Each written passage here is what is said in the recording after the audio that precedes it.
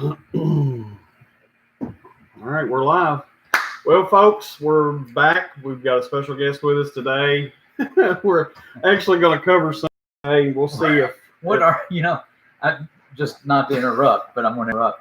I've been in the studio of TacMed TV Productions for maybe 18 seconds now. We have not talked at all about what we're going to talk about. Oh, I have no clue. So I just wanted to point that out, that I was listening intently when you were about to tell them. What is it we're going to talk about? What we're going to do today? Yeah. All right. Well, one of the things I do want to talk about is the question that we got. Let me bring it up here. I was totally unprepared to go that direction, but you got to think on your feet. Let me find it here. I'm looking in the entirely wrong place. Let's just go figure. It's something again of I'm a nurse. What can I do to be a tactical? Well, and that's what it was. But I want to give the guy credit. Right. Yeah, it's a good question. It was a really good question. That's why I thought, man, that'd be a great video. So, even with a substandard guest,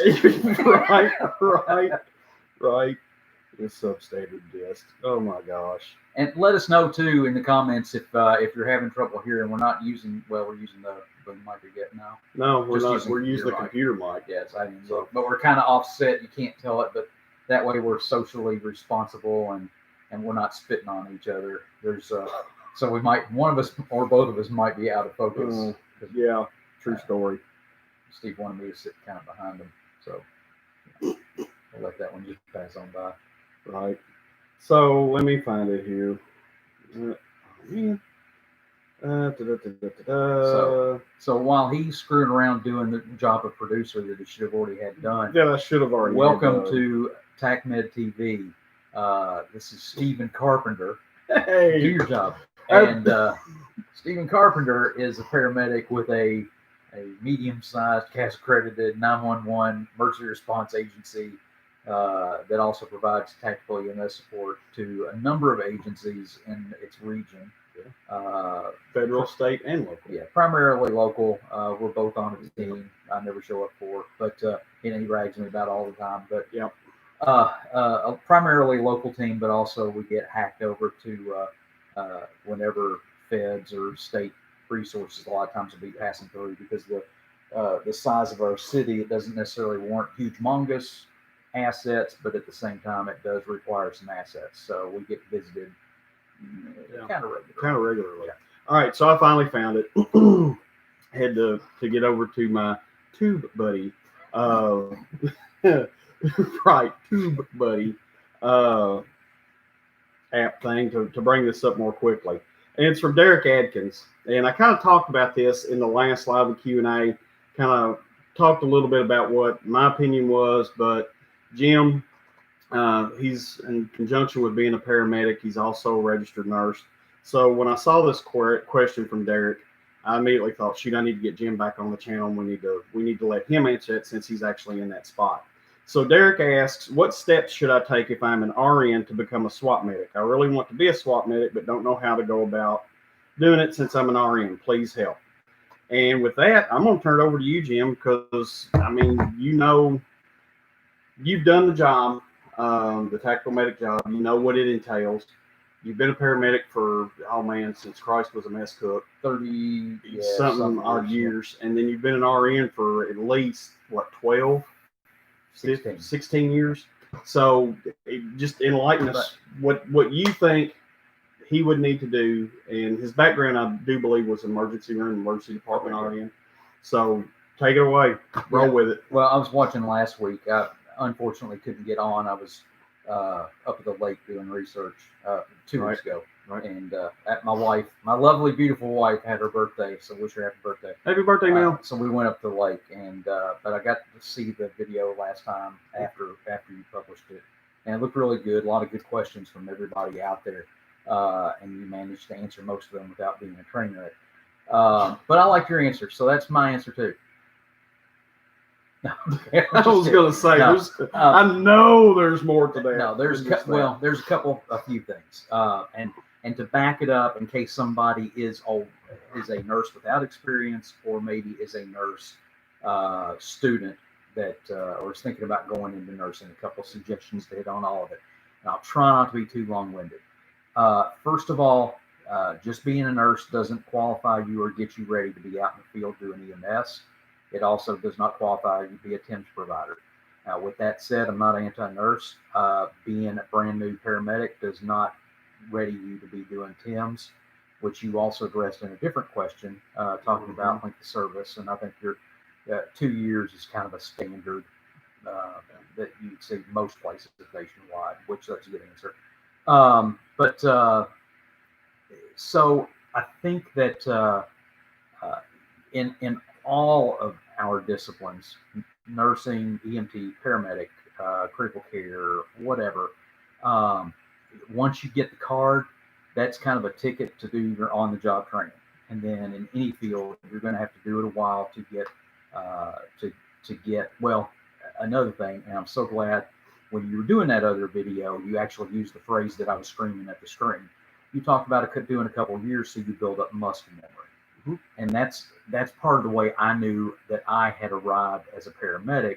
Is the first time I was on a run, like just working a generic chest pain call, and I can still remember the guy's face. I'm working this call, and I looked down, and the guy had an IV. We're in the back of the truck. The guy had an IV in place. All of our first round meds were done, and I was like, "Who did that?" And I was working with an EMT partner. I did it.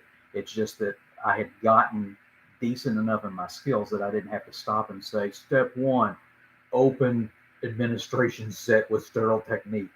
Pull off cover from spike. Instead of just And so it does make a difference, your length of service and the environment you're in providing that. So how much you're getting from that. So with him being in an ER, he's got a little bit of a jump start on most nurses.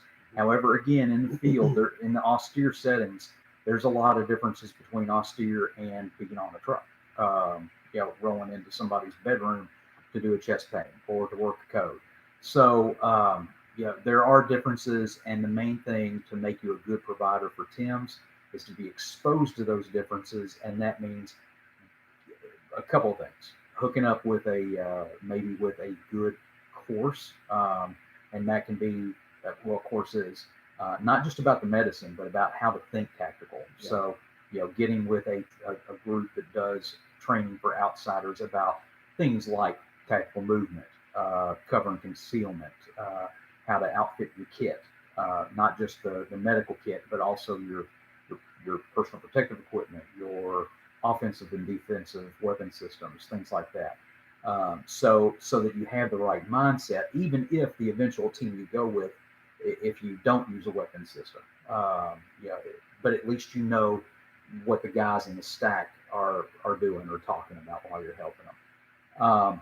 So, okay, let me back up for just a second. So with nursing, a lot like paramedics, associate degree is probably the option that most people use to start getting into it. So a couple of years, you got kind of a decent background in some topics, and then you go out and set sail into the world. I think that if your sails are unfurled and you head in the direction of floor nursing, you're not going to get as much experience that applies to the field, but that doesn't count you out, because if you're practicing, for example, if you're working with an orthopedic doc, I mean, you're going to be light years ahead of these two idiots, right? Because like he was talking about in that last Q&A, and we both have the same mindset with regards to one of our primary jobs is force protection, and also taking care of the tactical athlete. So there are a lot of orthopedic injuries, and orthopedics are one of the topics that I hate most in providing EMS, because we get this, my ankle hurts. Okay, well, is it a sprain? Is it a strain? Is it a fracture? Is it yada, yada, yada? And in the end, it doesn't matter, because as an EMT or a paramedic or anything else, you all know that our scope of care is you throw a splint on it, take it to the hospital, and then let somebody else sort it out. So it's, but at the same time, you're light years ahead about being able to do stuff like, rest, ice, compress, elevate, or whatever else. So you mentioned some of the alphabet courses, PHTLS, ITLS, Tech, TC3, etc. They're good. I think that in medicine, probably, especially austere environment, you've got to get a lot of different points of view. The more open your mind is, and the more tricks you can pick up, the more full your bag is going to be to improvise stuff, and that is the hallmark of this. So if you go through National Standard Curriculum Paramedic class, okay, you've got a toolbox, but it's one of those tiny toolboxes that you buy for your mom at Christmas. Just so she can say she's got a screwdriver or something. Eventually, you're working towards Sears Craftsman, that's overhead high, not the little, the one that's at waist level. You'll get there. But every class you go through is a different drawer, and I cringe at the amount of money and time I spent on alphabet courses, in my younger years, and you too, and stuff we did that, outside the field. But at the same time, it was a good investment because we've both done scuba. There's no scuba tactical element to the team. But not yet. Right. We need some non-rebreathers, so we don't have bubbles. Right, some draggers. You'll have bubbles. I don't want to swim with you, but anyway, but it's any education that you get is a good investment, I think, because it helps you adapt better, or at least relate to the thought process of the people that are providing that education. That's part of the reason I did nursing, is just to see it from a different angle. Yeah. And I picked up some stuff, and I think I was helpful to some classmates too. And you've helped. Now I do a little bit of part-time teaching in a local nursing program. And one of the things we did is we conned them into letting us do Stop the Bleed.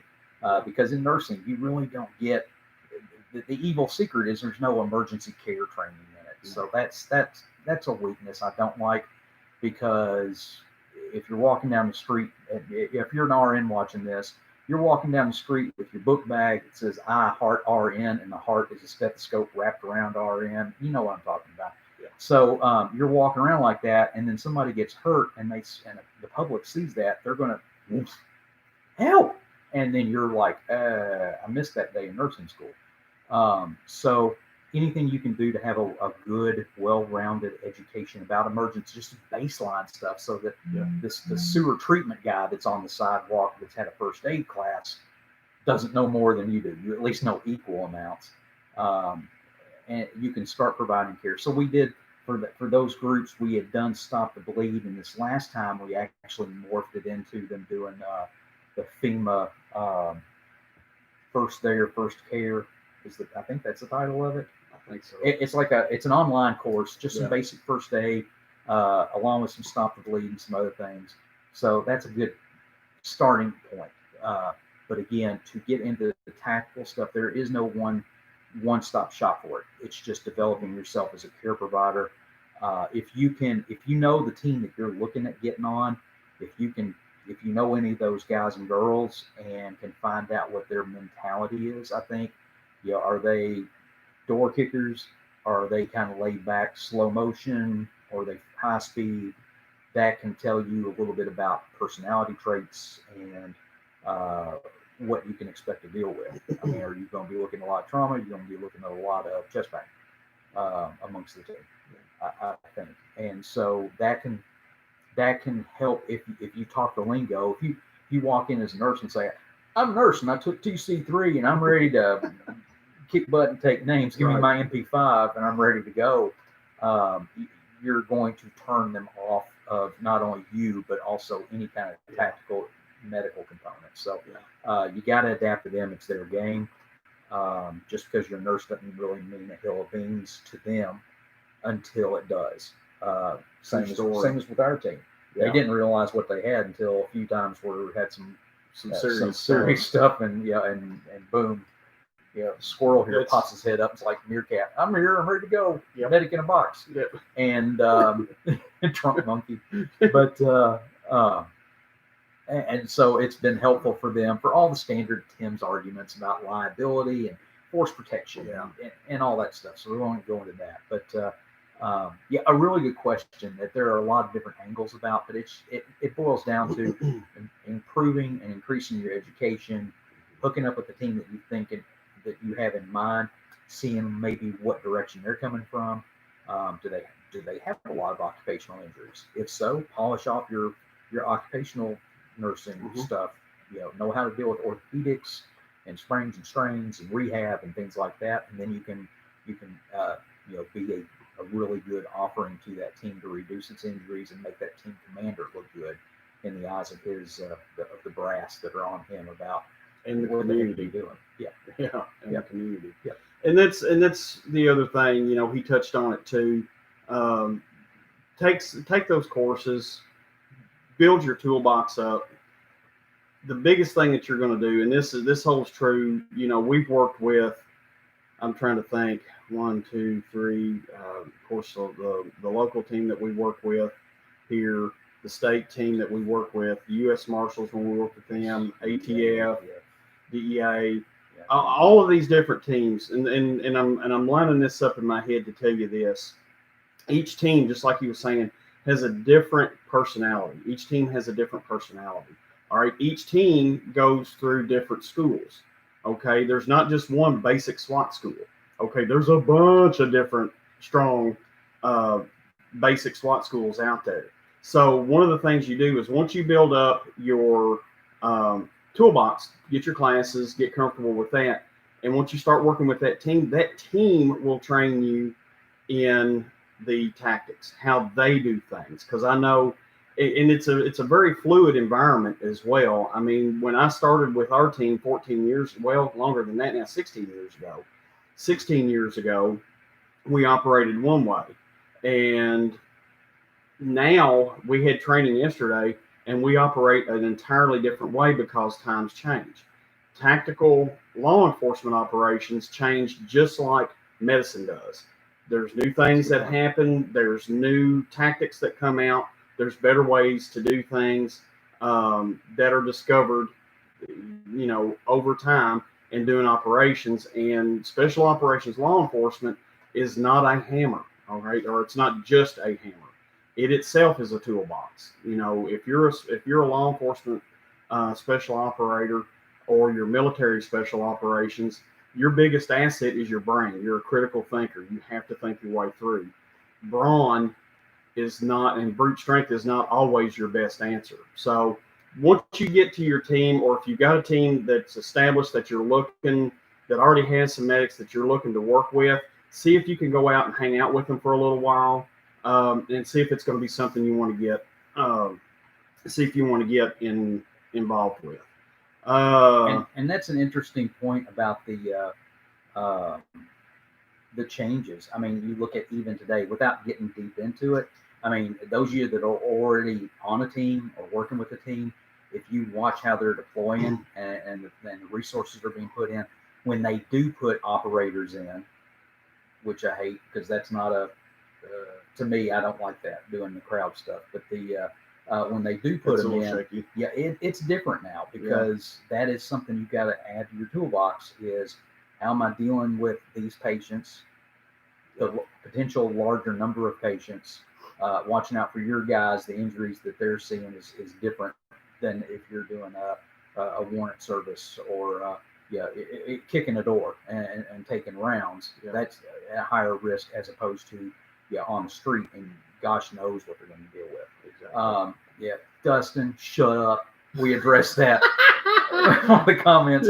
We addressed that at the very start of the video. We've been here on time, Rob said you can't really tell. We don't spit on each other. Right. But thanks for watching, Hog. I appreciate it. All right. We do appreciate you coming by. We've got somebody else, Robbie and Soriana, strong duo. Could you guys do a react video? I have a request.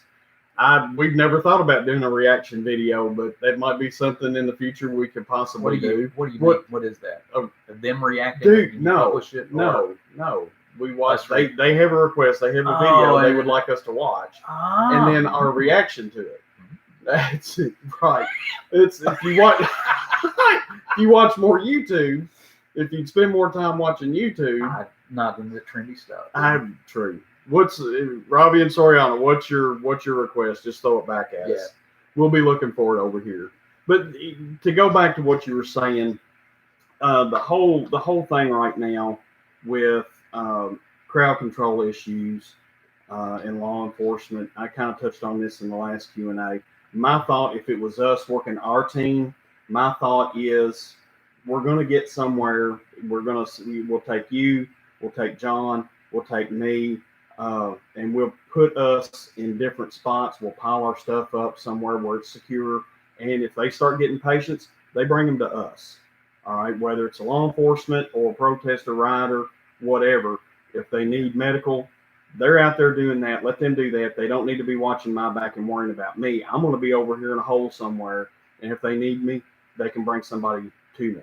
And I'll have my stuff set up, and then we can call for transport and whatever. That's just my thoughts on it. Yeah, you're doing a casualty collection point. And also record keeping for after the fact, because y'all are seeing all the litigation and crap. Right. So, both protect the team and the patient, and realize that they may be hyped up for different reasons behaviorally.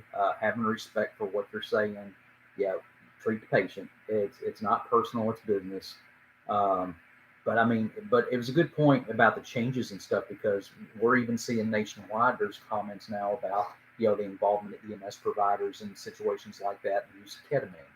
And are we darting everybody and then throwing them in the back of a van and all that mess? So that's it's a good point. That's an entire video that I don't know if I want to be around for, because it'll be chopped up, reposted, and make us both look like we're people or not. Right, true story. I don't want anybody. I don't want anybody thinking I'm a liberal. No, right. But it's a touchy subject, and we both have. Right. We've got some strong views about government. We've got some strong views about politics, but at the same time, we are both. There's no racism. And I think that's a big part of all of us in the field. It's one, and law enforcement. In general, people can get law enforcement if they're racist. I'm getting ready to go down a path we don't want to go down forever. But anyway, especially our team. And maybe we're just in a glass bubble or glass house. But our guys are. We're very blessed with our community. We're in Kentucky. So law enforcement in Kentucky, I have to say, I've worked other places. I've trained with officers from other states, and they're all good people. But in Kentucky, it just seems like there's a different level. It's an accredited law enforcement academy, which does, I think, make a difference. The officers that we work with are rock solid. They're great people. Starting to get some more. Let's see, Michael Kim, Skinny Medic does them like an after-action medical report. Now, we've got some calls that I think have gone through the judicial process that we could talk about. One in particular that we could talk about would be the Russell Sublet. That was a big 4-day standoff that we did, and that was something that we were able to be a part of with the Kentucky State Police and with the ATF. And we were a brand new team at that time. That was only our second call out that we had ever had, and it was a 4-day standoff. So that'll be something that we'll do in the future, because that'll be a long drawn out video. But as far as like an after action medical report for somebody else's operation, I don't like playing Monday morning quarterback. I'm not going to second guess somebody on what somebody else did. So in that respect, I'm probably not going to do that. It's if we do an after action report or a reaction video, that'll be something that comes from our own experiences, and something that's already gone through the judicial process, and something that we can actually talk about that's not a live investigation moving forward. Prohuman arrests or informant extractions. Not sure exactly what you mean by that. Not exactly what your thought process is on that.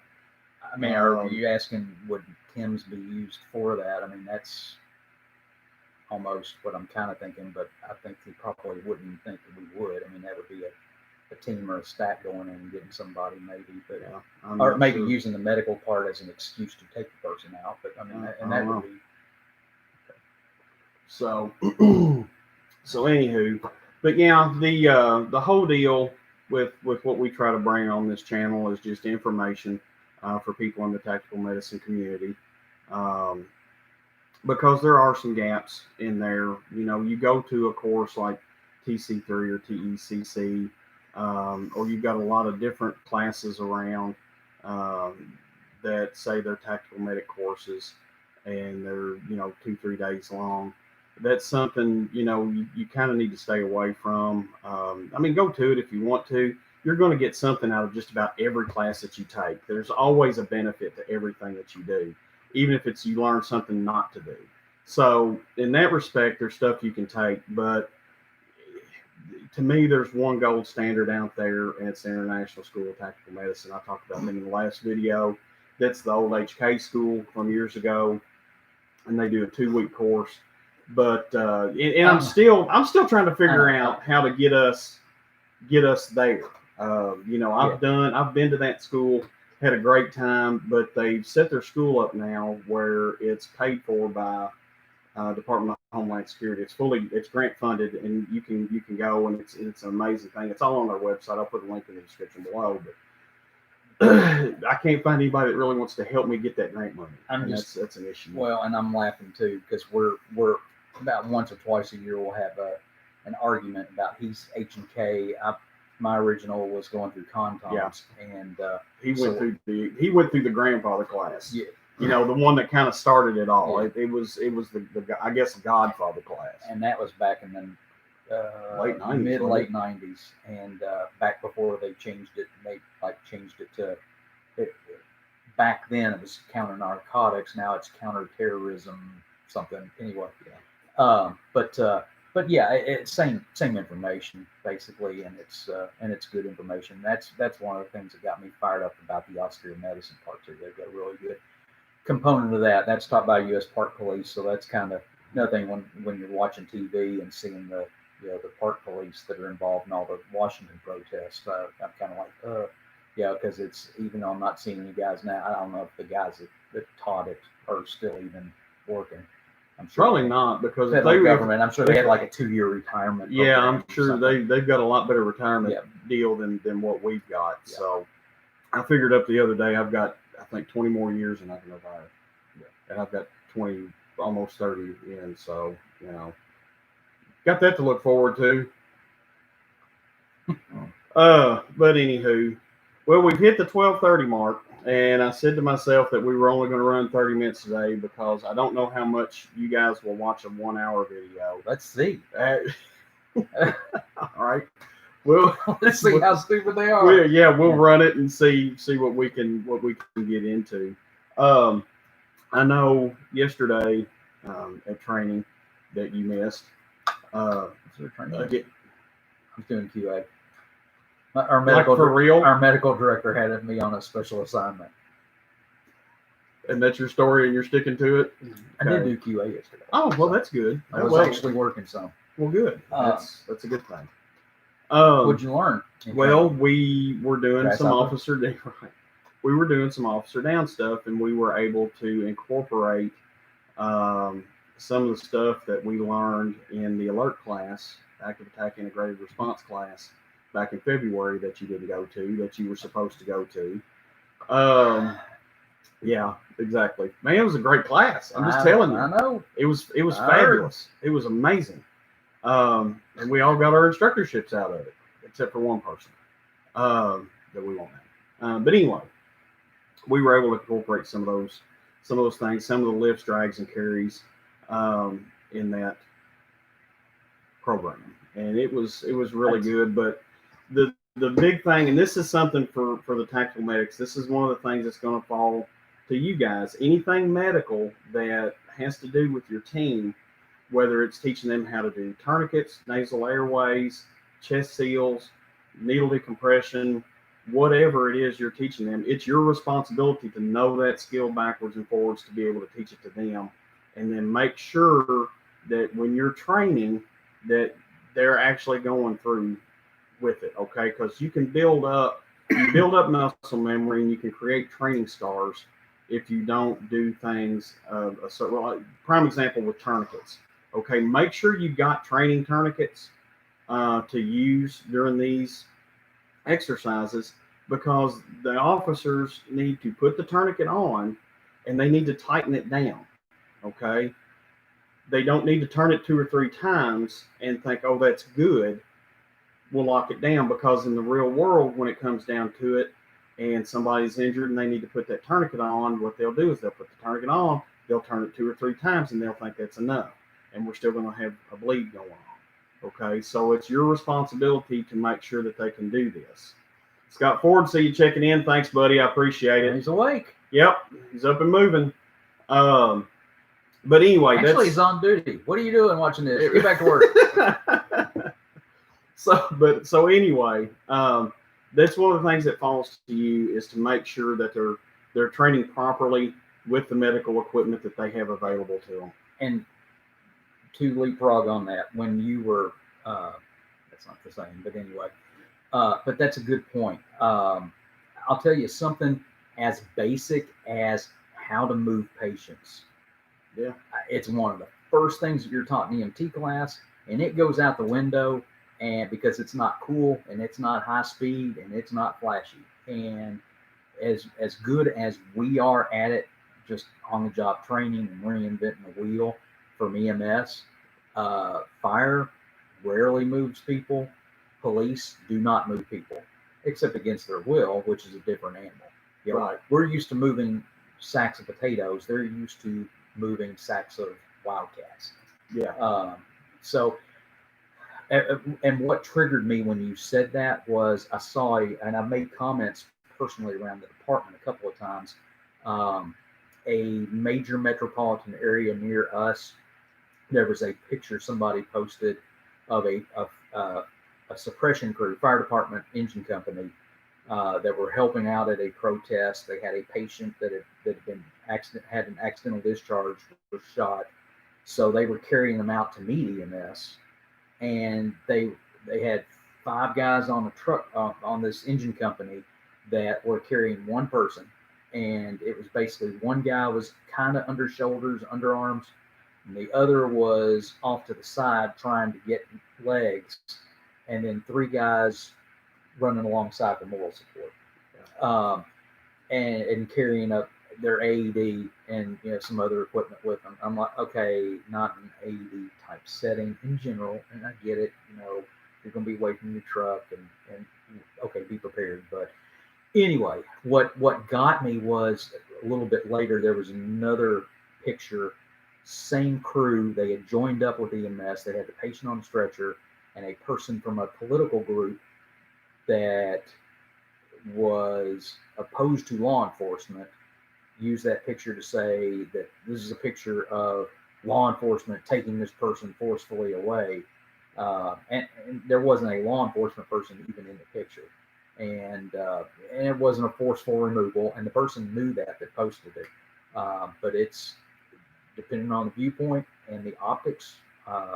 If you're a medical provider, you could find yourself up in the middle of a conflict with something like that as well. So you always got to be aware.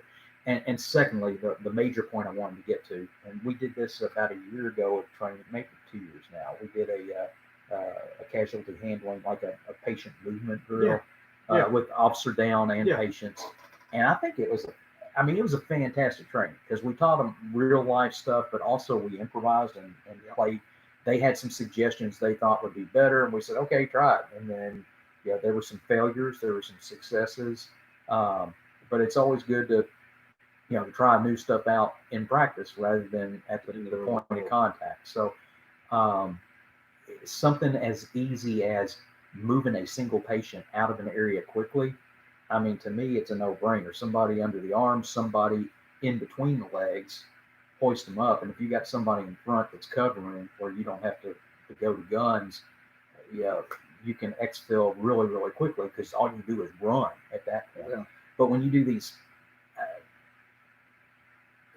I can't think of a polite way to say it. You do these stupid, hokey ways of trying to hold on to somebody by grabbing them by their wrists and their ankles, and it's a cluster, and it's going to risk additional injury to the officers or the care providers and the patient, and it slows you down.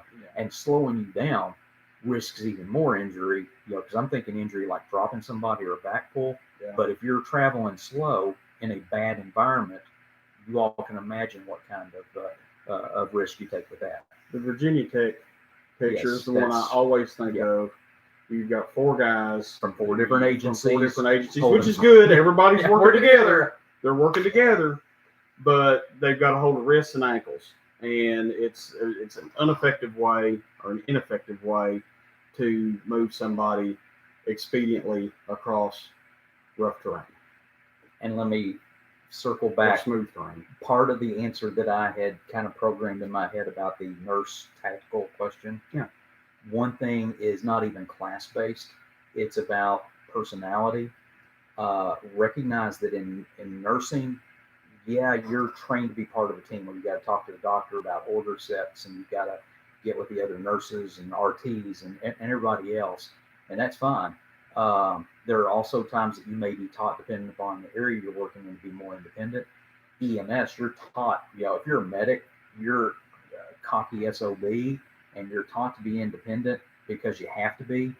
But the thing about joining a tactical team is, yes, you have to have your head on a swivel and be an individual thinker, but you also have to realize when it's time to shut up and be part of the team.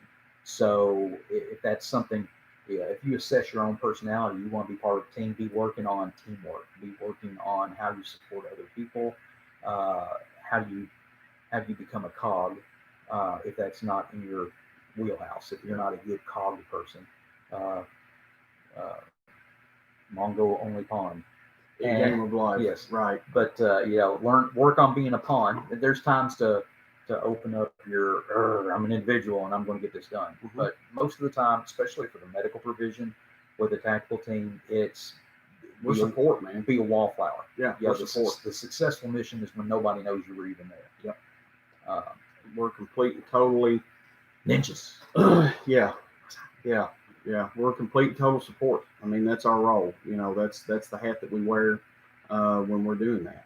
It's not an active role for us. The way our team operates, depending upon the situation, we may operate in the warm zone and we're not going in the house, because there's not really a need for us to go in the house. We're not law enforcement.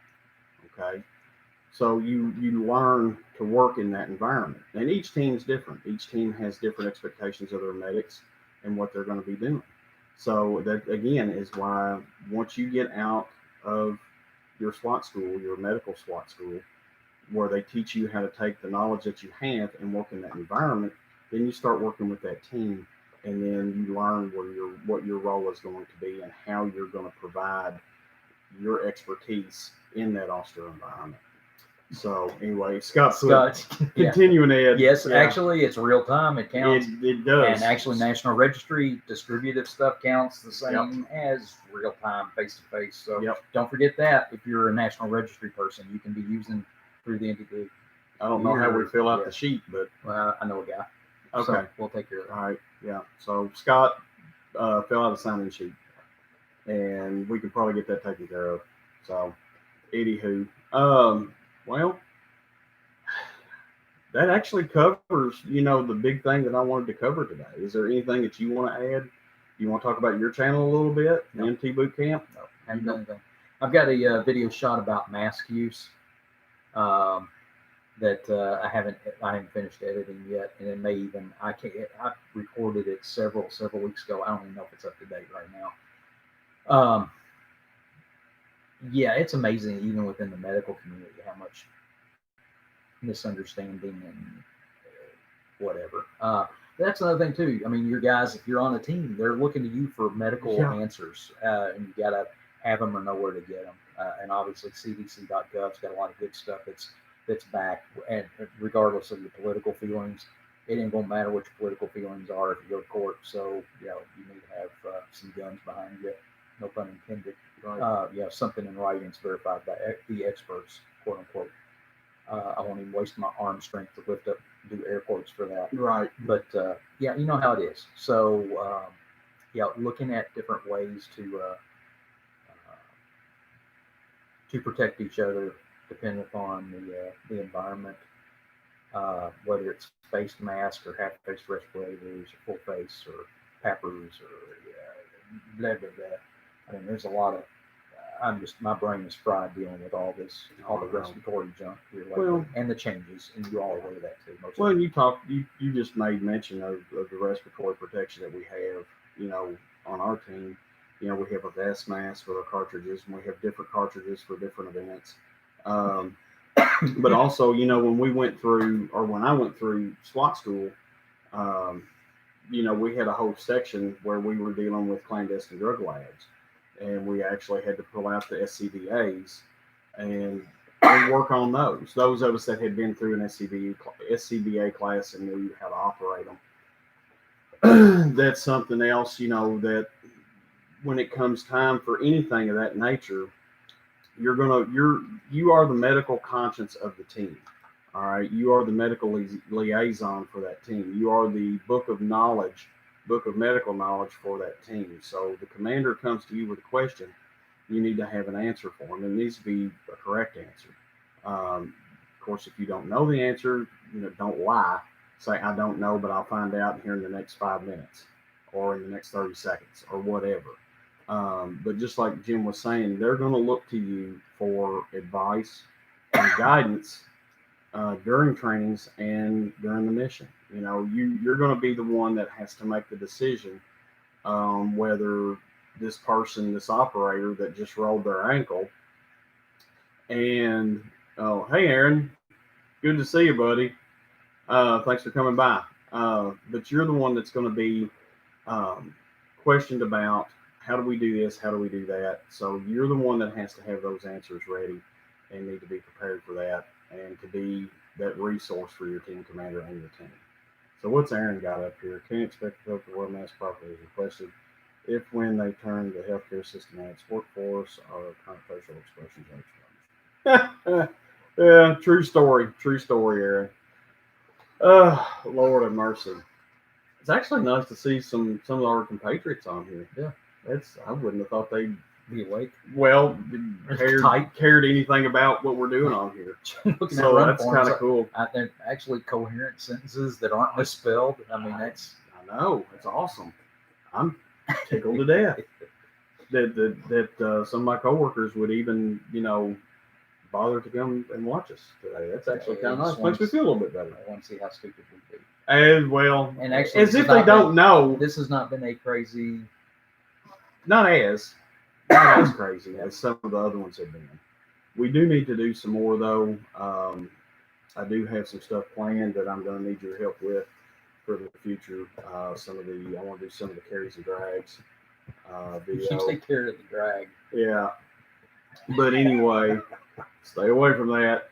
Oh my gosh, we almost made it. Almost. I already laid out some. Well, that's true. Some little bombs. I don't know if they got noticed, but probably I walked in here telling myself I'd be professional today. Yeah. I knew they would go out the window. It's weekend. Yeah, right. But anyway, what else have we got coming up? We've got. I want to do the lifts, carries, and drags video. That's going to be something where we need to have a little bit decent weather. And I'm going to wait for it to get a little bit cooler because it's been like 90-something degrees, 90 to 100 degrees outside. I don't want to get out there when it's that dang hot and be lugging around 150 pounds, 180 pounds of people. But of course, that was something we need to discuss too. This is actually a team thing that y'all are going to be let in on right now. The Blackhawk Stomp 2 bags that we've all got, we need to each individual medic set up their bag, and that'll be something I'll do for you guys when it comes to the point when I get permission from him to do it. I'll do a video on that as well. But I think we each need to have our own bag since we don't have necessarily a complete and dedicated response vehicle right now. We do. It's just one you don't like. It's just one we don't use because it doesn't work for what we need it to work for. So anyway, I've got ideas for that too. But anywho, you just thought of something? No, I'm just thinking. Speaking of vehicles, that'll be a good video pretty soon. Yeah, February.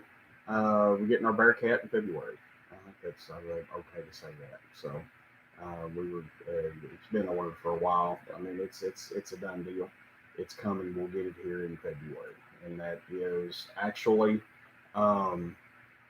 Commander was saying yesterday, we're going to start sending some people to the operator school.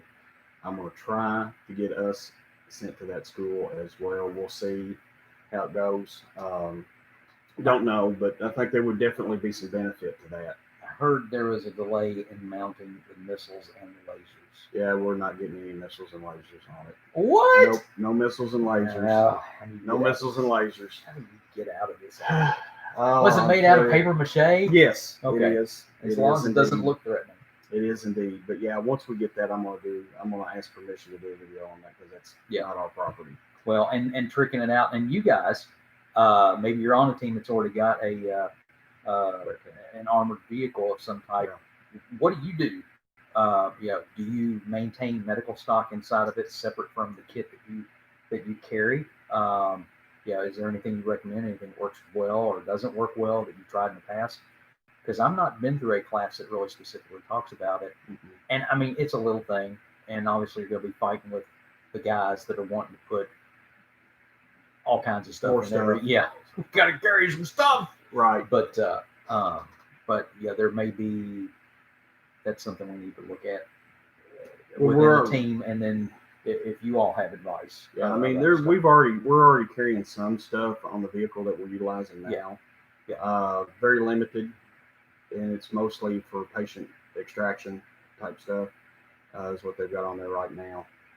No actual patient care equipment, which we don't. Yeah, which it is what it is. It's not a huge issue because most of what we carry is what we're going to use anyway.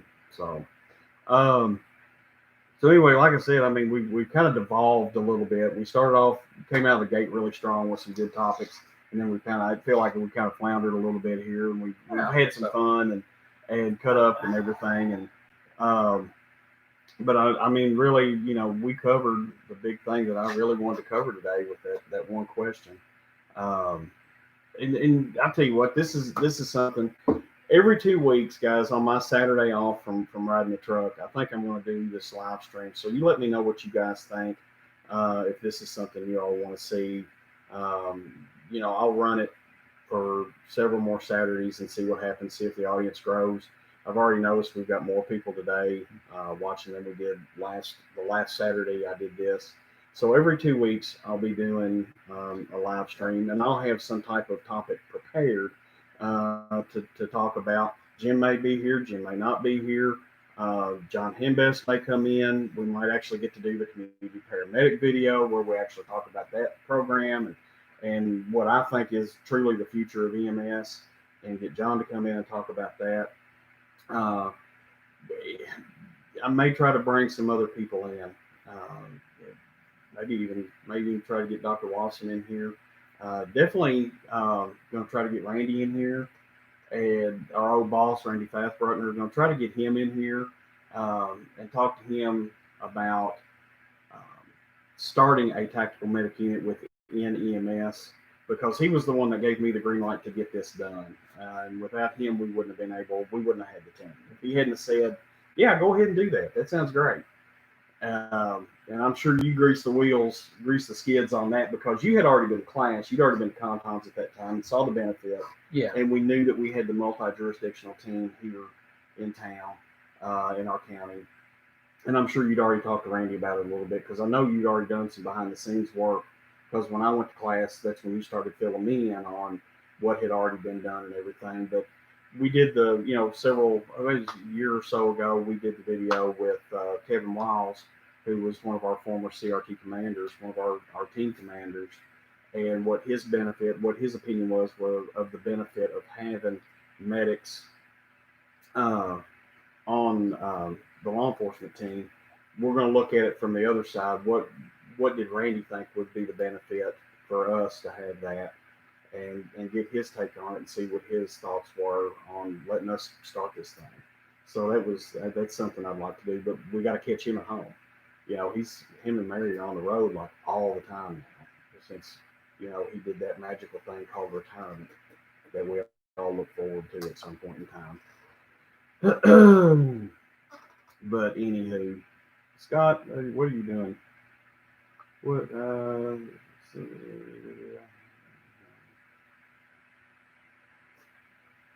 Really, Scott? That's what you're going to put down? I think our team just snatches and then waits for the ambulance to come treat and transport.